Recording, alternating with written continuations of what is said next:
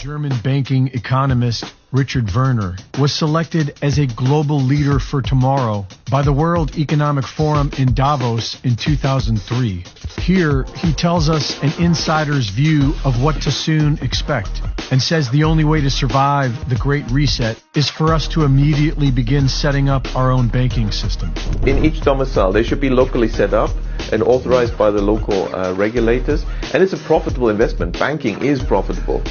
Yeah. So the investors would get a return while the local community would get a return, and it's a way of delaying, perhaps even preventing the introduction of CBDCs. They have literally delayed their agenda because I think it's so important to them. They've been very careful about the timing, and let's wait a little longer, let's have this crisis first, let's have COVID first, soften them up.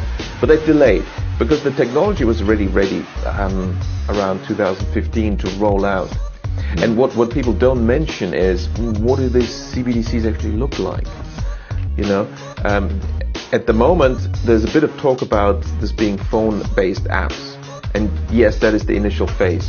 But what was already ready around 2015 is the ultimate goal. What they really want, apparently, I was told by a central banker, is, CBDCs looks like a small grain of rice that they want to put under your skin, which is, in my view, a violation of human dignity. And they realize there is a hurdle. So to get people to accept this, there will be, why suddenly are all the billionaires saying, let's have universal basic income? Because the story is going to be, now we've created this vast unemployment and disruption and crises. Well, we need universal basic income. You will get 2,000 euros into your account every month. But of course, to run this efficiently, we need to use the latest technology. So, you need the CBDC chip implant.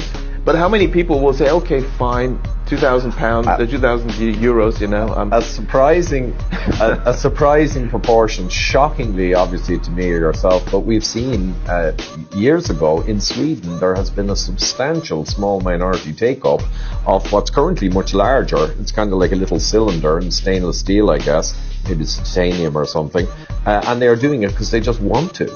They want to be early adopters of this nonsense. So if anyone's listening and that sounds fanciful or conspiracy theorish, the fact is, in Sweden, they are taking it up, and in other places, and that's not coming out of nowhere. The Bank for International Settlements recently published a report called Blueprint for the Future Monetary System, Improving the Old, Enabling the New. This report proposes that a central bank digital currency will serve as the new reserve currency and calls for the digital confiscation of all physical property by assigning every real-world item its own unique digital token, which will contain rules on how each item can and cannot be used, so that each person can be controlled and conditioned directly by the central bank.